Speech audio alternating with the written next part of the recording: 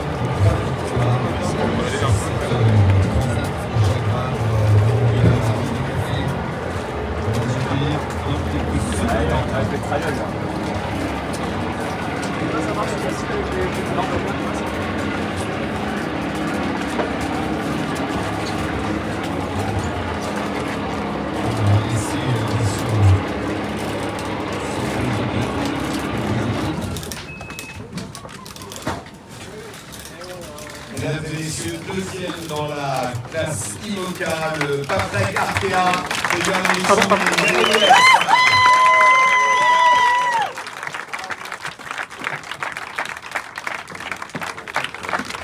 Je vais inviter, voilà, on va laisser faire le protocole avec M.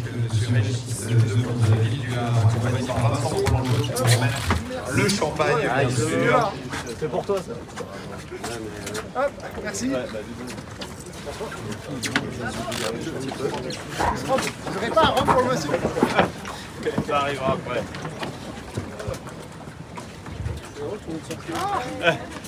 Voilà, on va laisser bien évidemment ce moment. Paprec Arkea, Yannick.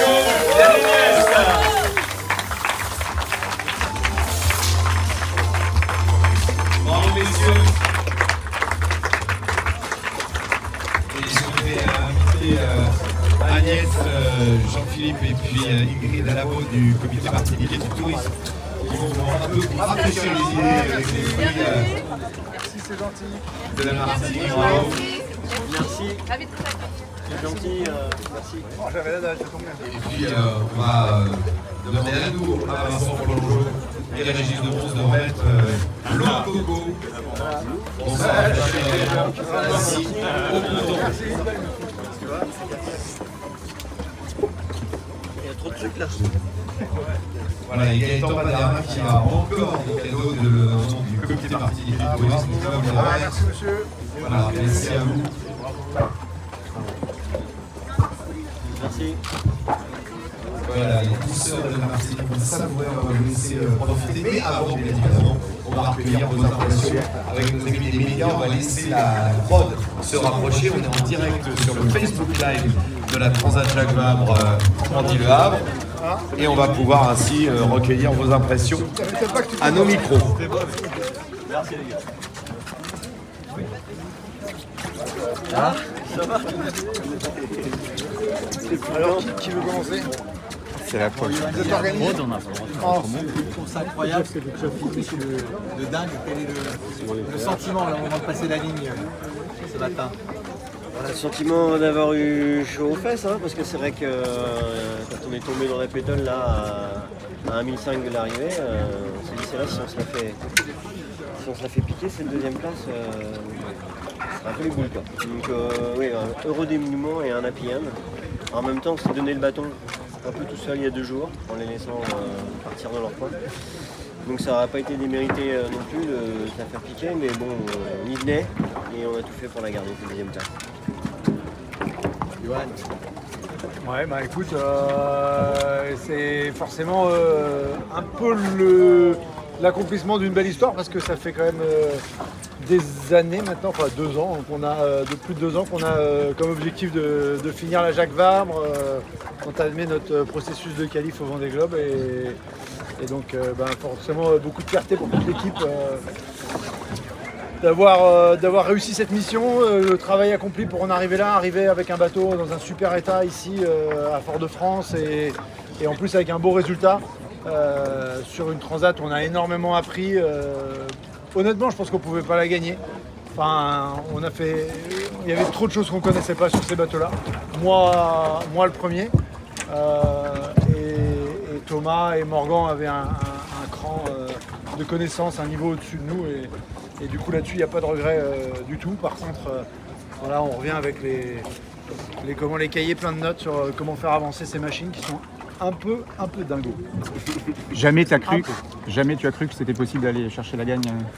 En sortant des Canaries, on y pensait un peu parce qu'on est sorti premier.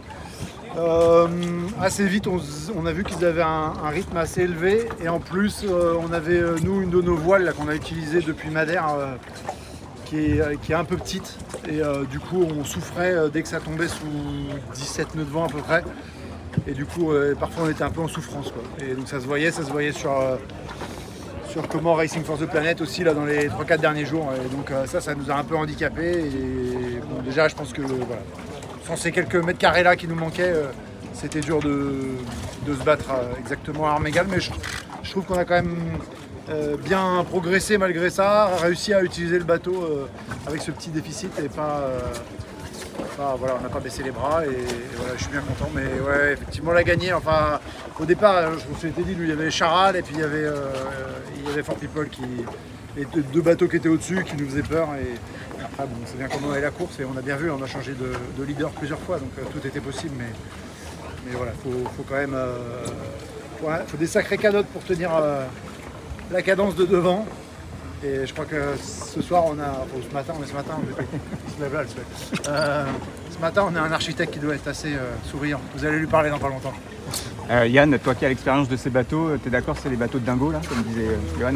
Ouais, bah ça y est, c'est des sensations de multicoque, quoi.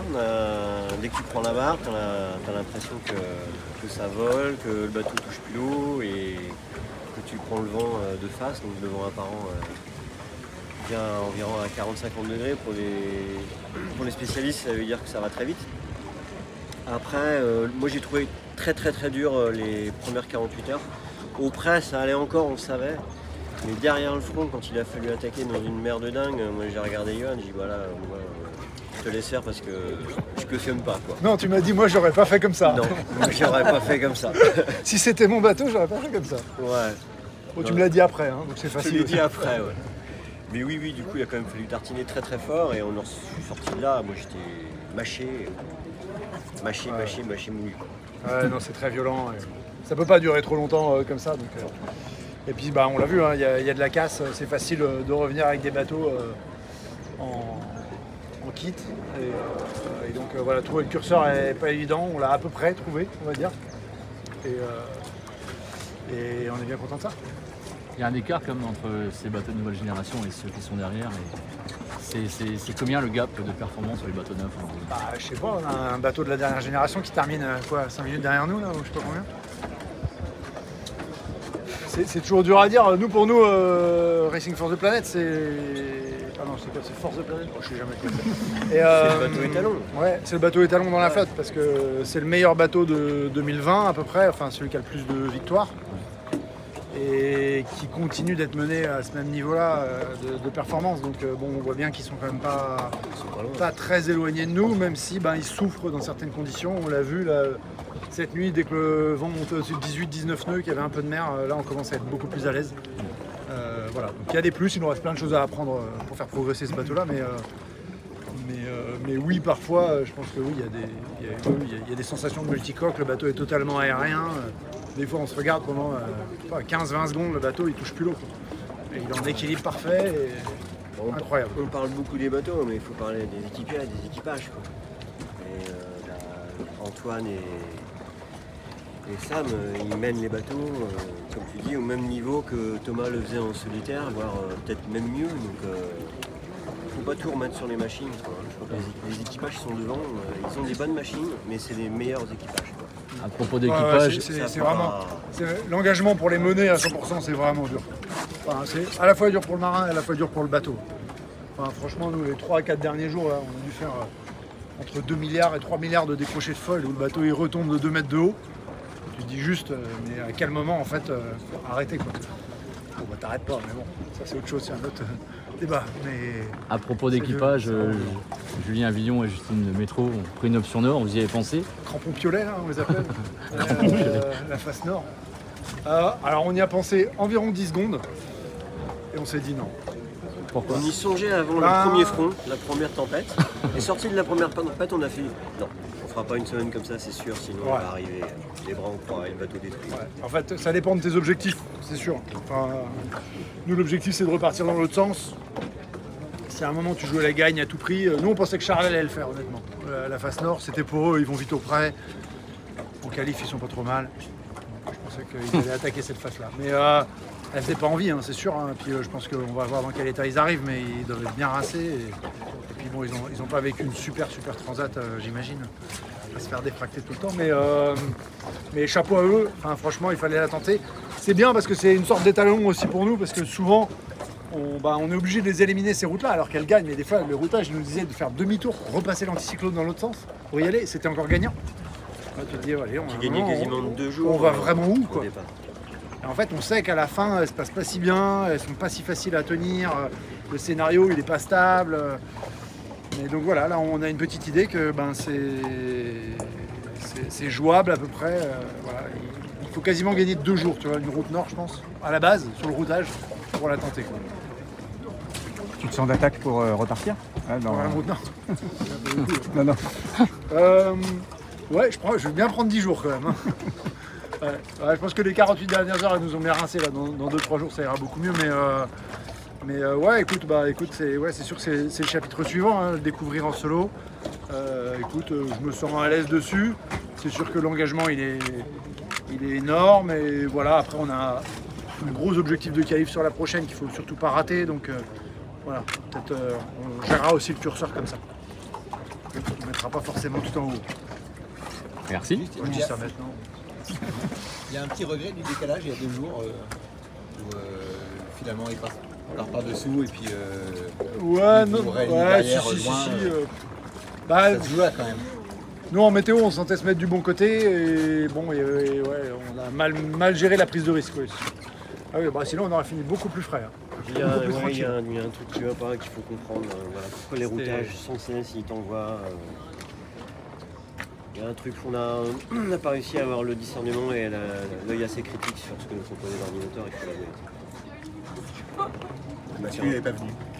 Non. Ouais, elles viennent pas comme sur les fichiers, donc c'est un peu voilà, il y a une prise de risque qui n'était pas tout à fait pas bonne quoi, et donc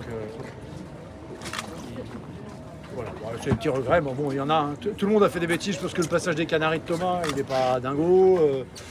Charles, il y a des trajectoires pas dingo non plus. C'est pas évident quoi. Puis en plus, tout va vite au début là, mais faire un routage pour choisir la trajectoire pour l'anticyclone ou pour Madère.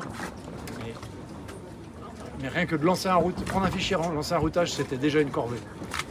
Donc, franchement, on visait mais n'importe où. Genre juste casse-toi au sud, on verra plus tard. Et c'est à peu près ça qu'on a fait. Et je pense que c'est pour ça qu'avec Charles, on n'a pas terminé exactement au bon endroit. Et voilà. C'est pour dire que des fois, c'est juste de se poser, de même prendre le temps d'analyser le routage, de le comprendre. C'est une mission, une vraie mission. Merci messieurs. Bravo. Merci. Bon, bravo les gars. Attention. Sur la classification pour Johan Richaud et Yann Eliès. Bravo, il n'y a pas photo. Bravo les gars. Un bon petit cran dessus, qu'est-ce que t'as mis sur ta tête toi? Vous avez bien tartiné quand même. De la nuit. Des fois, on avait du mal à trouver les